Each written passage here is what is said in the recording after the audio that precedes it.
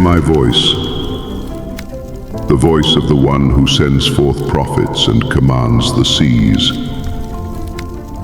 The heavens declare my glory, the winds move at my word. No place in all creation is hidden from my gaze, and no heart is too distant for my mercy to reach. For I, the Lord, am not only the God of Israel, I am the God of all nations. And when wickedness rises, I still seek repentance before wrath. For my heart burns not to destroy, but to restore.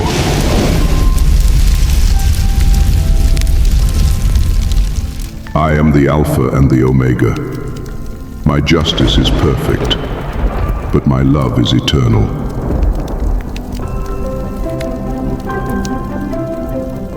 So it was in the days of Jonah, son of Amittai, when the sins of Nineveh, that great city, rose before me like a stench in the wind. I spoke to my servant, saying, "Arise, go to Nineveh, that great city, and cry out against it, for their wickedness has come up before me." But Jonah, my prophet, turned from me and fled from my presence. He fled not because he doubted my power, but because he feared my mercy. He knew that if the people of Nineveh, brutal and blood-stained, repented, I would forgive them. For Nineveh was the enemy of Israel, a nation known for cruelty, violence, and arrogance against my people. They were the scourge of the Middle East. They deserved my fury, not my forgiveness. Jonah desired justice, not grace. He longed to see their ruin, not their redemption.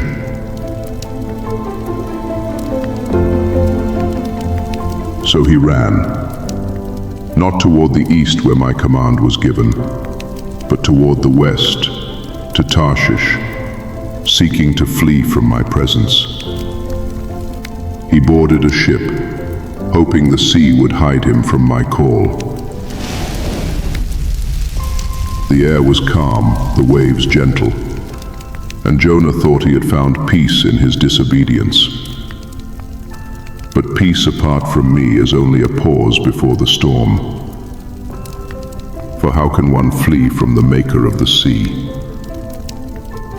The ocean is my servant. The winds are my messengers. When I speak, creation itself responds. And when I move, the deep trembles, the heavens stir, and every element bows to my command. For nothing in all creation moves apart from my will.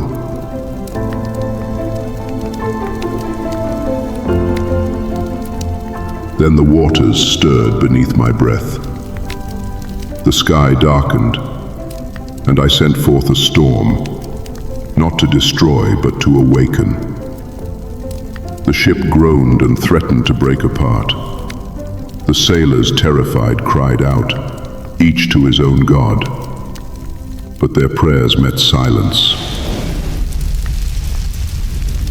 While Jonah lay below deck, fast asleep, the shipmaster came to him and said, "Arise, call upon your God. Perhaps your God will think upon us, that we perish not." So they cast lots to find the cause of their calamity. And the lot fell upon Jonah. They questioned him, "Tell us, who has brought this trouble upon us? What is your occupation? Where do you come from? What is your country? Of what people are you?" And Jonah answered, "I am a Hebrew, and I fear the Lord, the God of heaven, who made the sea and the dry land." Then the men were exceedingly afraid, saying, "What have you done?" For they knew he was fleeing from my presence. Then Jonah said to them, Pick me up and throw me into the sea, and it will become calm. For I know that it is my fault that this great storm has come upon you." Reluctantly they obeyed, and the moment Jonah touched the waters, the sea ceased from raging. The men trembled and offered sacrifices to me, the true God of heaven and earth.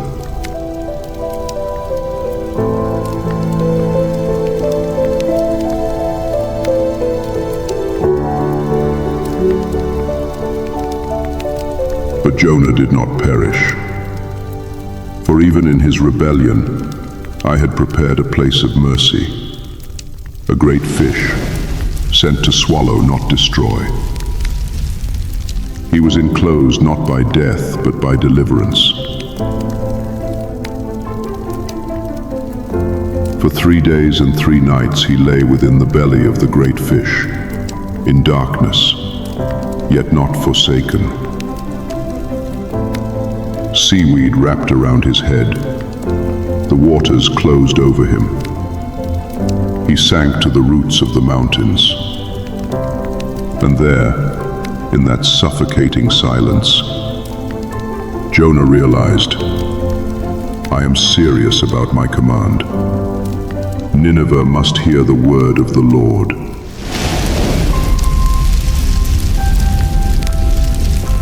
From the depths he prayed. In my distress I called to the Lord, and he answered me. From the belly of the grave I cried for help, and you listened to my cry. He remembered my temple. He confessed his rebellion. And when his voice rose in surrender, salvation belongs to the Lord. I heard him.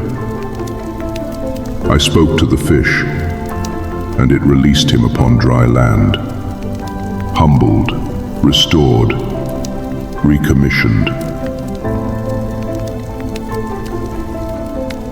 Then again I said to him, Arise, go to Nineveh, that great city, and proclaim to it the message I give you.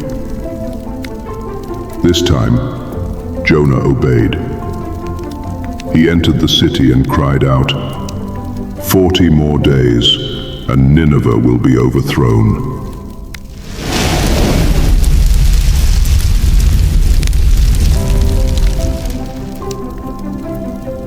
His words carried my power, and the people believed. It was not Jonah's eloquence that moved them, but my spirit piercing their hearts. From the king on his throne to the beggar in the street, they covered themselves in sackcloth and ashes. Even the animals fasted. They turned from their evil ways and cried mightily for mercy.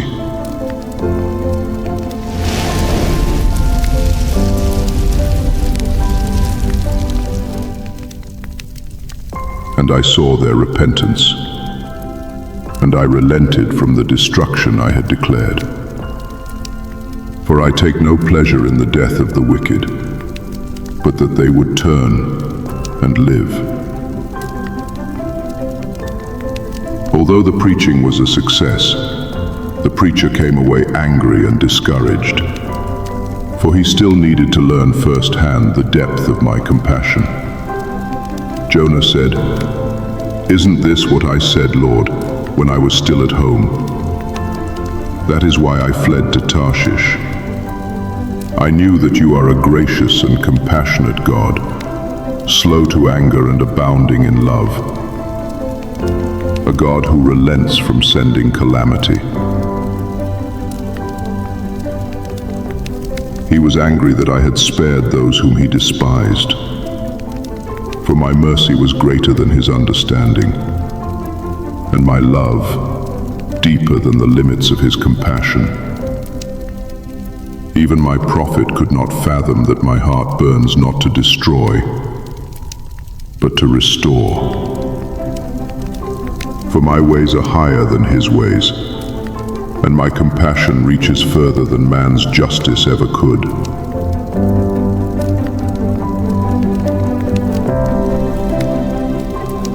Still expecting judgment to fall upon Nineveh, Jonah built a shelter outside the city, watching from afar, hoping still to see its downfall.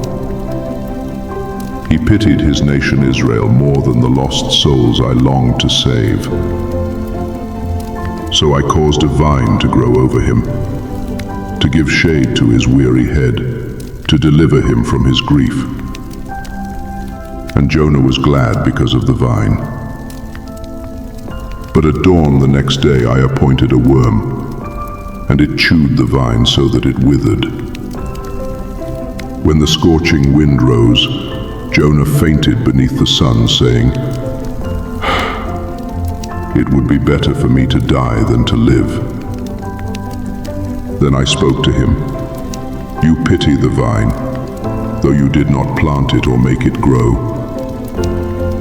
Should I not have compassion on Nineveh, that great city with more than 120,000 souls who do not know their right hand from their left?" Jonah longed for judgment, but I desired restoration. For I take no delight in ruin, not of a city, nor of a soul. My justice stands firm, yet my mercy reaches deeper still. For every heart that humbles itself before me, I extend life instead of wrath. And though my servant could not yet comprehend it, my compassion is not moved by worthiness, but by repentance. It is a gift given to the contrite, not a wage earned by the righteous. For mercy is my victory, and love my everlasting decree.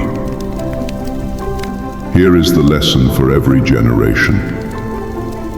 My mercy is not limited by human prejudice. My compassion is not bound by borders. I desire not the ruin of sinners, but their redemption. The same mercy that reached Jonah in the depths reached Nineveh in its pride. And I still reach for hearts today. Many run from my call, not to Tarshish, but into distraction, pride, and rebellion. They fear obedience because they fear mercy, believing they know better whom I should forgive. Yet mercy does not erase justice. It fulfills it through love. To refuse mercy is to deny the very nature of my heart. They choose distance rather than surrender, because obedience requires them to love those they cannot stand, to forgive those they once called enemies, and to trust that my justice and my mercy can coexist. They compromised. They bargained with conviction and called it wisdom. They traded truth for comfort, and wonder why their hearts grow dim in the light of truth. But I am the Lord, the God of second chances, the one who commands storms not to punish, but to awaken. And I still call my children to arise, to speak my truth, and to share my mercy with those they think unworthy. For I do not judge a heart by the world's standard, but by its capacity for repentance.